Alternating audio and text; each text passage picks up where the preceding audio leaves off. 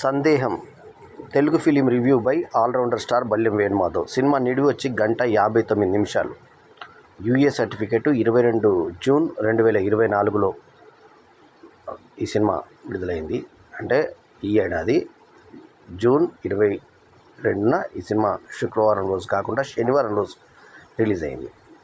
So ఇది newly వెడ్ couple గురించి gets in to trouble when the husband discovers that his wife still has feelings for her ex-boyfriend.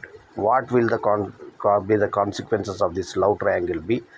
To what extent will be the protagonist go to win his wife's love forever అనేది కదా. So ఇందులో సుమన్ తేజ్ భర్తగా, హేబా పటేల్ అంటే భర్తగా ఆ తర్వాత ఇంకొక ప్రియుడిగా 2 పాత్రలు ఉన్నాయి ఇందులో. సో 2 పాత్రలు కూడా పోలికలు దగ్గరగా తీసుకున్నాడు. అది ఎందుకు తీసుకున్నాడు అనేది సుమన్ తేజ్ క్యారెక్టర్ ద్వారా మనకి అర్థం చేపిస్తారు. సో ఇతను ప్రియుడిగా చేసిన అతను సుమన్ తేజ్, ఇతనికి పాట కూడా అది క్లైమాక్స్లో సాంగ్ అదిరిపోయే సాంగ్ ఇచ్చారు.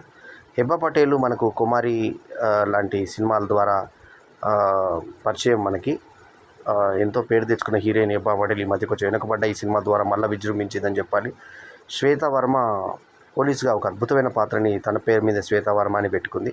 రసిక శెట్టి ఒక హీరోయిన్గా, శుభశ్రీ రాయగురు, తర్వాత చంద్రశేఖర్ రెడ్డి, తర్వాత సుందర్ పర్చా, తర్వాత ఫణి కుమార్ తదితరులు నటించినటువంటి సినిమాకి సతీష్ పరమవేద డైరెక్టర్ కాగా, సత్యనారాయణ పర్చా నిర్మాత, సుభాష్ ఆనంద్ సంగీతం చేయగా, పూర్ణాచారి పాటలు రాయగా, ప్రవీణ్ వనమాలి సినిమాటోగ్రఫీ నిర్వహించారు.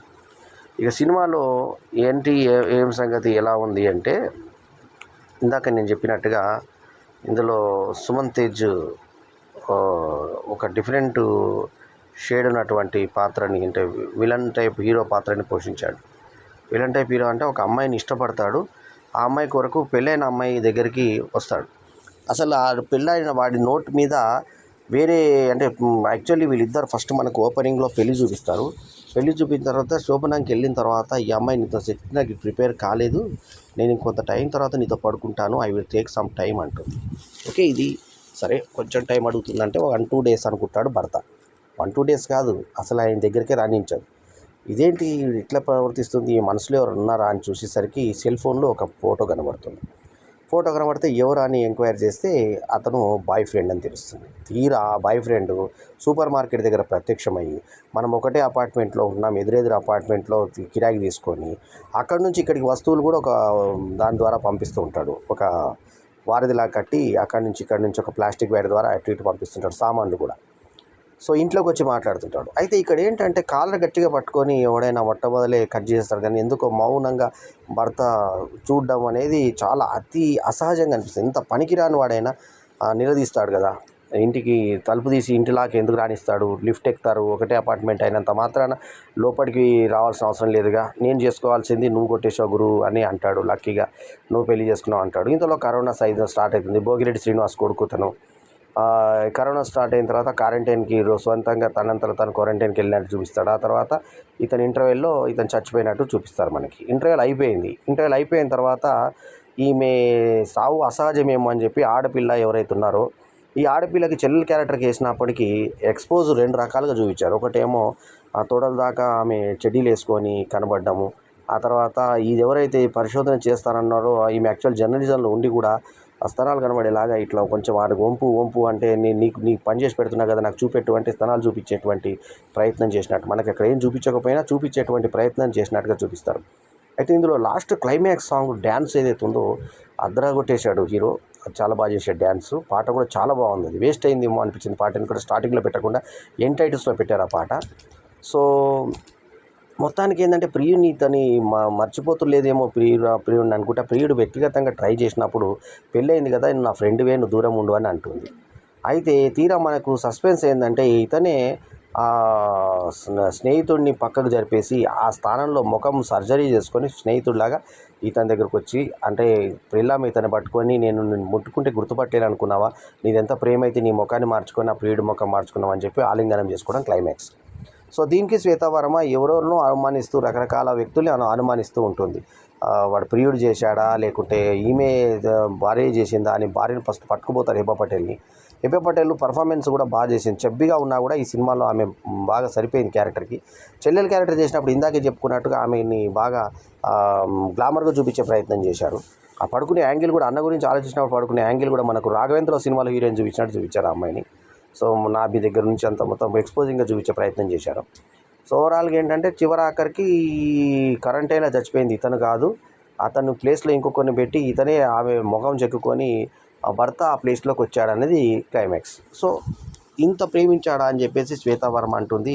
ఎంతోమందిని చూశాను కానీ ఇంత ప్రేమను నేను చూడలేదని చెప్పేసి ఇతన్ని గ్లోరిఫై చేయడము, చివరాఖరి భార్య కూడా ఇతన్ని గ్లోరిఫై చేయడము, అతను అనుమానించడం తప్పు కాదట, అతను ఈ రూపంలో రావడం తప్పు కాదట, అది నేను గొప్ప పని చేసినట్టుగా అతన్ని మెచ్చుకొని ఆ రకంగా వేరే వాడి రూపంతో పెళ్ళాన్ని దింగడం అనేది కాన్సెప్ట్గా ఈ సినిమాని తీసుకున్నారు. సో ఓవరాల్గా సందేహం సినిమా మనకు కూడా సందేహంగానే ఉండిపోతుంది సక్సెస్ అనేది. సో ఓవరాల్గా ఏంటంటే ఒకటే బిల్డింగ్లో ఒకటే లొకేషన్లో తీసినట్టుగా మనకు అనిపిస్తుంది కథ కూడా. సో అక్కడ కూడా మోనాటని కనబడుతుంది. పాటల్లో లాస్ట్ పార్ట్ ఒక్కటే కొంచెం రిచ్గా తీసే ప్రయత్నం చేశారు. ఆ రాసినటువంటి పదజాలం కూడా చాలా బాగుంది. పూర్ణాచారి రాసిన పాట మనకి బాగా ఆకట్టుకునే విధంగా ఉంటుంది సాంగ్. సో అది అద్భుతంగా పాట కుదిరింది. పాట లాస్ట్ పాట మాత్రం అదిరిపోయింది, ఎందుకంటే ఆకట్టుకునే విధంగా ఉంది ఆ సాంగ్. సో పూర్ణాచారికి అభినందనలు. సో ఇక డైరెక్టరు ఏంటంటే, డైరెక్టర్ గొప్పతనం ఏంటయ్యా అంటే సినిమాలో సతీష్ పరంవేద కొత్త పాయింట్ని డిఫరెంట్గా తీసుకున్నాడు. అంటే ఆ మధ్య ఒకటి భార్య భర్తను చంపిందని చూపించారు, ప్రియురాలి కోసం ఒకడు ముఖం మార్చుకున్నాడు ఒక ప్రియుడు అని చెప్పి ఆ మధ్య దొరికాడు, అది చూపించారు కదా. దాన్ని రివర్స్లో భర్తనే మార్చుకుంటే ఎలా ఉంటుందనే కాన్సెప్ట్తో ఈ సినిమా తీసినట్టు అనిపించింది. ఓవరాల్గా డిఫరెంట్గా చేసే ప్రయత్నం మాత్రం కనిపించింది సందేహం సినిమాలో. ఇందులో భర్తగా చేసిన అబ్బాయి, తర్వాత ఈ ప్రియుడిగా చేసిన అబ్బాయిలు ఇద్దరు కూడా దగ్గర పోలికలు, నాలాగానే ఉంది కాబట్టి గడ్డం గిడ్డం నాలాగానే ఉంది నేను చేసుకున్నదిరా అని చెప్పేసి అనడము, దాని తర్వాత ఇతను ప్లాస్టిక్ సర్జరీ చేసుకొని దగ్గర పోలికలతో వచ్చేయండి అని దానికి అన్వయించే విధంగా మనకు సరిపోయింది కథ. సో తల్లి పాత్రలు తండ్రి పాత్రలు చేసిన వాళ్ళందరూ కూడా రాణించారు. కాకపోతే ఒకటే దగ్గర తీయడమే కొంచెం ఇది అవుతుంది. కాకపోతే శ్వేతావర్మ పోలీస్ ఇన్స్పెక్టర్గా ఆమె చూపించే హావభావాలు, ఆమె ఫిజిక్ ఏమో సెక్సీగా మామూలుగా కనబడుతుంది, మనకి ఆమె చేసేటేమో చాలా పెద్ద పెద్ద ఉన్నతాధికారిలాగా చూపించే ప్రయత్నం చేశారు. సో ఉన్నంతలో ఆమె గ్లామర్తో ఆకట్టుకుంటుందని చెప్పాలి. సో ఓవరాల్గా ఈ సినిమా కొంచెం పర్వాలేదు అనిపించే స్థాయి ఫలితాన్ని మాత్రమే చూసింది. శనివారం రోజు విడుదలైనటువంటి ఈ సినిమా 1 నిమిషం తక్కువ 2 గంటల నిడివితో యూఏ సర్టిఫికేట్తో కొంచెం డిఫరెంట్గా ఉండే ప్రయత్నం అయితే చేసింది.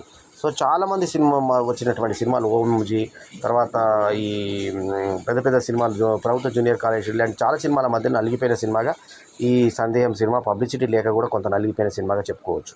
సో 22 జూన్ 2024 రిలీజ్ అయినటువంటి సినిమాకి నేను ఇచ్చినటువంటి రేటింగ్ 2.75/5 ఈజ్ మై రేటింగ్. ఈ రివ్యూ కనుక మీకు నచ్చితే లైక్ చేయండి, కమెంట్ చేయండి, షేర్ చేయండి, మా ఛానల్కు తప్పకుండా సబ్స్క్రైబ్ చేయండి. ఎల్లప్పుడు మీ ఆదరాభిమానాలను ఆశించే మీ ఆల్రౌండర్ స్టార్ నేను వేణు మాధవ్. నమస్తే, జై హింద్.